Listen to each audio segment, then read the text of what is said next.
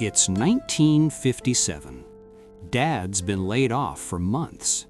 4 hungry kids sit staring at the table. Mom opens the icebox, almost empty. She pulls out 1 sack of potatoes.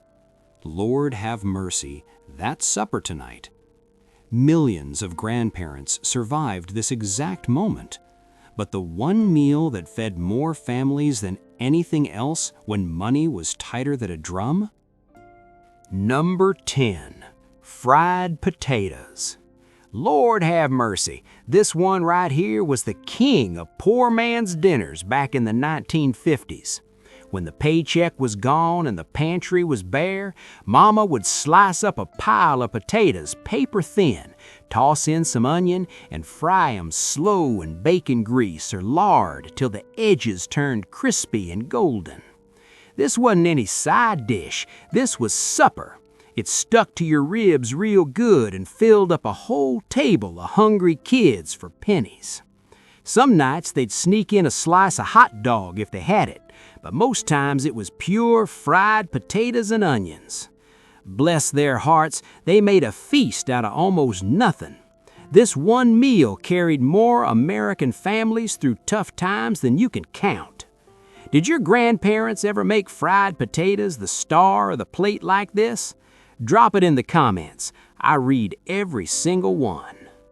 Number 9, pinto beans and cornbread. This was the heart of poor man's suppers in the 1950s when meat prices skyrocketed after the war. Mama would take dried pinto beans, soak 'em overnight, then simmer 'em slow for hours with a piece of fatback or leftover ham bone, onion, and just a pinch of salt until the beans turned creamy, soft, and rich with smoky flavor. The broth got so thick and hearty it coated the spoon. Hot golden cornbread baked in the same skillet, crispy on the edges and tender inside, perfect for sopping up every last drop. One big pot fed a family of 6 for under $1 and kept bellies full from supper till breakfast the next day. In those tight money years, this simple meal became a weekly staple across the South and Midwest, cheap, filling, and full of comfort that stuck to your ribs like nothing else. Folks said it tasted even better the second day when the flavors had married together. Bless their hearts, they turned pantry staples into pure gold. Number 8, black-eyed peas with ham hock. This Southern classic kept families fed through the tough years of the 1950s. Dried black-eyed peas were one of the cheapest staples, so Mama would soak 'em overnight, then slow simmer 'em for hours with a smoky ham hock, chopped onion, and a dash of pepper until the peas turned soft and creamy in a thick, rich broth. That single ham hock worked magic, giving everything a deep, smoky flavor that made humble peas taste like a real feast. It was hearty, full of protein, and one bone could stretch into supper for the whole family for days. Folks ate this year-round because it stuck to your ribs and warmed you right down to your soul. Bless their hearts, they'd turn the cheapest ingredients into pure comfort.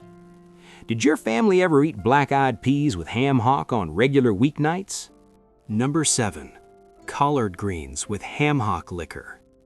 This was real Southern soul food during the tight money years of the 1950s.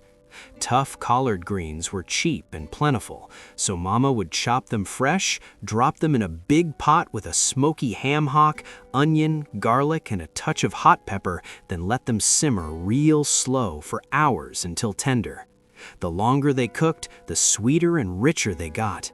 That dark green broth left behind, what folks called pot liquor, was pure gold, full of vitamins and deep flavor. People would drink it by the cup like medicine.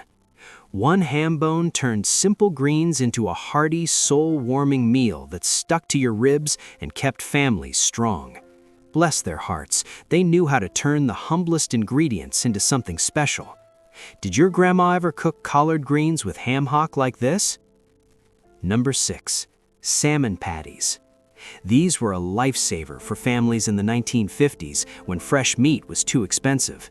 After the war, canned salmon stayed cheap on store shelves, so Mama would drain one can, mash it up with crushed saltine crackers, chopped onion, an egg, and a sprinkle of black pepper, then shape the mixture into patties and fry them golden in hot lard or bacon grease until crispy outside and tender inside. They tasted rich and satisfying, almost like a fancy fish cake, but one can fed the whole table for pennies. That crispy crust and flaky salmon inside made them feel like a real treat, even on the tightest budgets. Southern kitchens served them hot with a side of fried potatoes, and folks cleaned their plates every time. Bless their hearts, they turned humble canned fish into pure gold. Number 5. Stuffed bell peppers.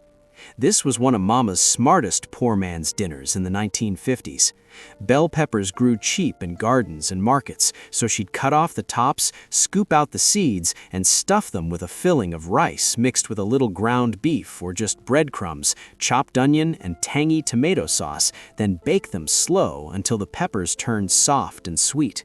That rice stretched that small handful of meat so far it fed the whole family from 1 pound. Those juicy peppers soaked up all the rich flavors and made every bite taste like Sunday supper, even on a weekday budget. It looked colorful and special on the plate when times were tight. Bless their hearts, they turned humble garden vegetables into pure comfort. Did your grandma ever make stuffed bell peppers like this? Number 4. Split pea soup with ham. This thick, hearty soup was a winter lifesaver in the 1950s when money was tight.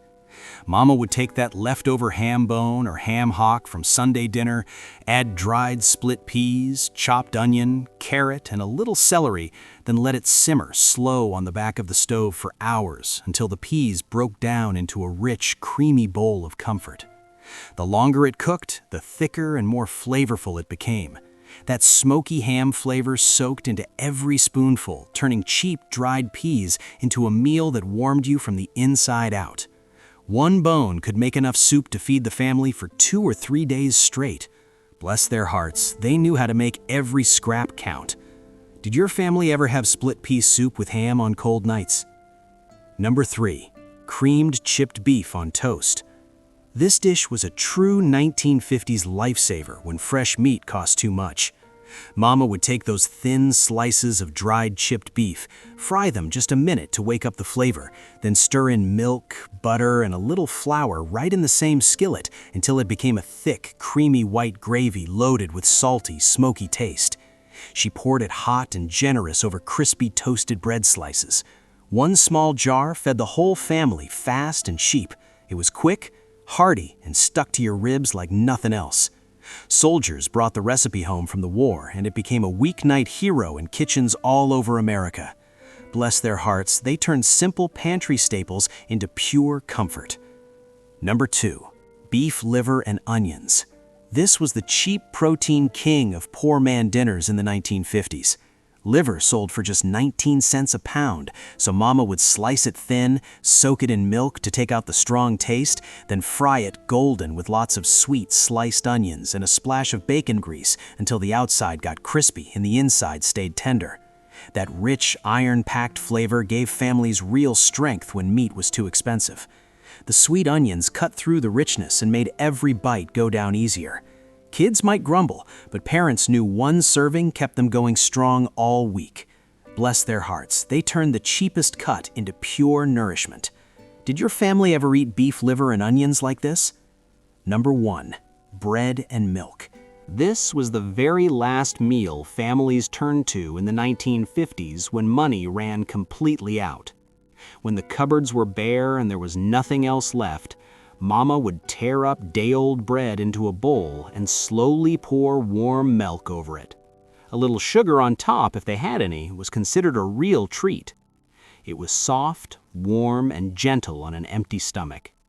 This humble bowl became supper for thousands of families during the hardest days after the war. Simple as it was, it still brought comfort and kept bellies from growling through the night. Bless their hearts, they were grateful for even this small mercy. Did your family ever have bread and milk as a real supper when times were tight? There you have it, 10 forgotten poor man dinners from the 1950s when money was tighter than a drum. Bless their hearts, these humble meals kept our grandparents strong and their families fed.